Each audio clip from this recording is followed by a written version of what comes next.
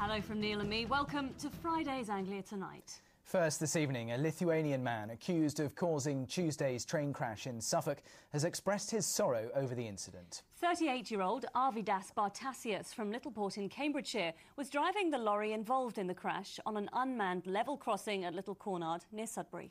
Today he appeared in court charged with endangering safety on the railway. Malcolm Robertson was there and has sent us this report. This is the man at the centre of the investigations into Tuesday's rail crash in Suffolk. Arvidas Bartasius, originally from Lithuania, he spent the last 10 years in England. Today the tanker driver offered no plea to the charge of endangering the safety of railway passengers.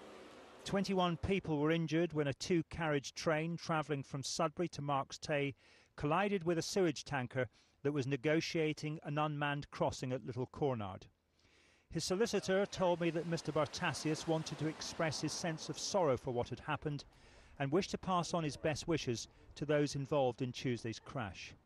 Arvidas Bartasius was granted bail by magistrates here on 4 conditions. One, that he resigns at his home address, which is Hawthorne Close, Littleport near Ely, that he reports daily to Ely Police Station, that he provides a security of £20,000 and also that he surrenders his passport, his travel documents and all his ID. He's worked for JK Environmental Services UK Limited for 4 years. They're based at Neesworth near Royston. Today officials from the firm declined to talk about Tuesday's incident. Magistrates were told the company may themselves face legal action following the crash. The Sudbury to Marks Tay line was closed for several days. Dozens of people were involved in the recovery operation and teams worked throughout Wednesday night lifting the tanker and carriages from the track. Yesterday, engineers from Network Rail checked for damage to the line and the go-ahead was given to resume services this morning.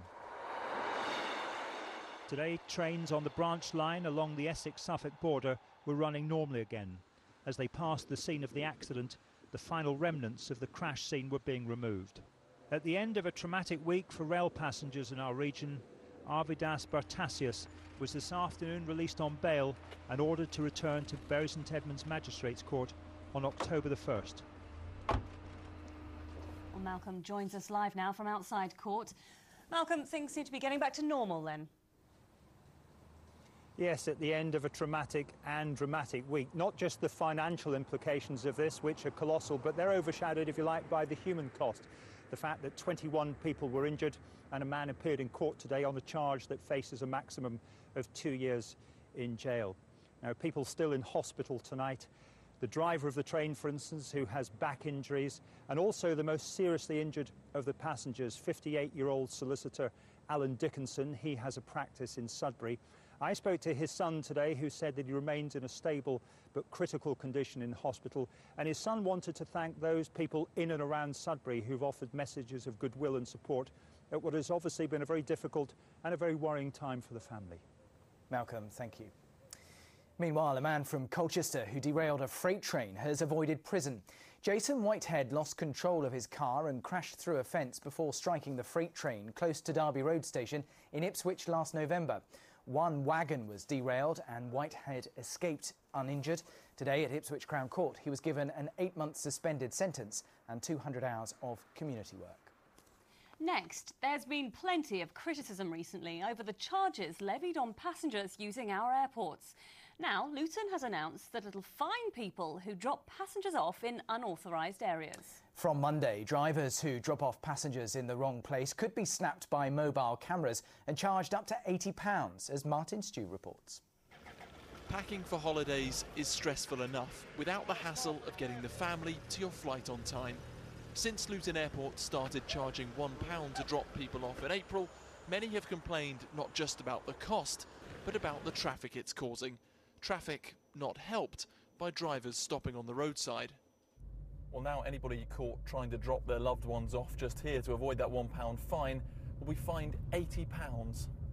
From Monday, mobile CCTV cameras will patrol the roundabout and bus lane, but many customers aren't happy. I think it's ridiculous, because if they hadn't have put the pound in place, people would have been still dropping off in the drop-off zone. And all they've tried to do really is alleviate people waiting there to pick people up because they're inflated car park prices. You only come here for about, what, sometimes only 3 or 4 minutes at a time to just pick people up, and they're charging you £1 to get in and out. And if they're going to charge you the £80, well, that's diabolical. John Woolley was picked up from outside a hotel to avoid the £1 charge. He thinks the £80 fine will make the congestion even worse. You probably have loads of people parking in this little area here and walking straight down onto the thing, which would cause massive congestion, I suppose, around here. No one from Luton Airport was available to talk on camera, but they say the fines are to ease congestion, and preventing people stopping on the roadside is a safety issue. But what if you don't have a choice? I asked the lawyer who specialises in motor offences. Let's say the traffic's got very bad, you're stuck in traffic, you want to jump out the car, and you're caught on camera when you're parked in the traffic next to a bus lane.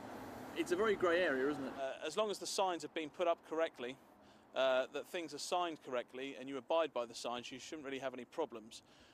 If you've deliberately pulled over into, say, a bus lane, then you're caught on camera, or a relevant person has caught you and issued you with a ticket, then I think you're going to be in some difficulties. The airport already charges for more extras than nearby Stansted. Luton charge £1 for a drop-off. Stansted is free. Luton charge £2 to use a trolley. Stansted need a £1 refundable deposit. And finally, car parking. Luton charge £4.50 for half an hour. Stansted charge £2.50. Add on an £80 fine for stopping in the wrong place. And passengers say it's a bit steep. Martin Stew, Anglia News, Luton. Thousands of music fans are busy pitching their tents at Highlands Park in Chelmsford ahead of this weekend's V Festival.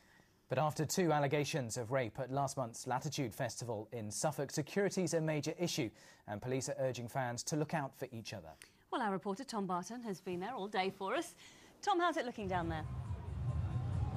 Well, it's certainly looking busy. The music may not have started yet, but the fun, and as you can see behind me, the fun fair certainly has. Thousands of people are already here at Highlands Park in Chelmsford, but some of them are most definitely first-time campers. For some, it was hard enough just putting up their tent. We'd like to know how to set up a tent. We don't know how to set up a tent. This is the 15th time the V Festival's organisers have built stages, put security in place and welcomed around 120,000 people to Chelmsford. But after 2 rape allegations at last month's Latitude Festival in Suffolk, there are security concerns among some festival goers. However, the festival director is hopeful of a peaceful weekend. You cannot legislate for events like that. That is part of life, I'm afraid. But as I say, we do have a very heavy security presence and police presence here, and hopefully, we send the right messages out. And if the people look after each other that are here, and that's, I think, a very important thing, that people should be aware of their fellow festival goers and try and look out for each other. There is, of course, a heavy police presence here this weekend, and officers are taking a zero-tolerance approach to drugs. But they are providing these amnesty bins for people to dispose of anything before they're searched by sniffer dogs. This festival is one of the biggest events anywhere in the Anglia region. Over the weekend, 11,771 meals will be prepared just for artists and crew. There'll be 1,164 outdoor toilets, and there's 9,700 metres of fencing and crowd barriers. Away from the festival, though, those numbers matter much more. Over £1 million is spent outside the site on things like travel, accommodation and shopping.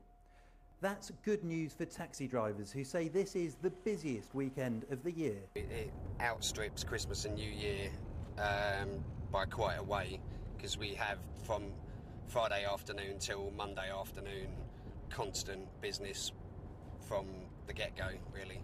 For revellers, this weekend's only about one thing, the music. And with acts like Florence and the Machine, Kings of Leon and Essex band The Prodigy, it's a line-up which has got the crowd excited. The line-up on Saturday is unbelievable.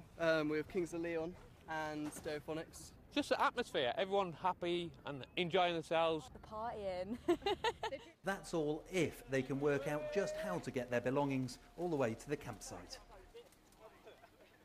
Tom, clearly a lot of fun and high jinks there this weekend, but there's been a lot of focus about security this year, hasn't there? Yeah, absolutely, Jonathan. Of course, lots of high spirits here. I'm sorry if there are people misbehaving in the background, but there is a massive security operation taking place here. Leading that for the police is Chief Superintendent Jed Stouffer. He's with me now. Jed, first of all, what are you focusing on this week?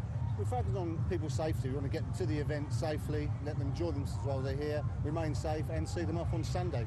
Again, keep them very safe. Of course.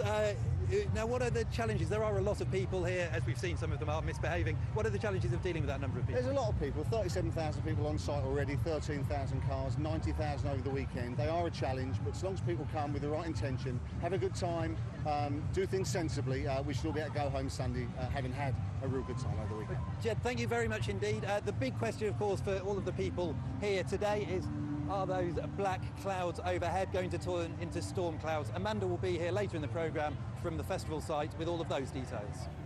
Tom, have a great time. Thanks very much indeed.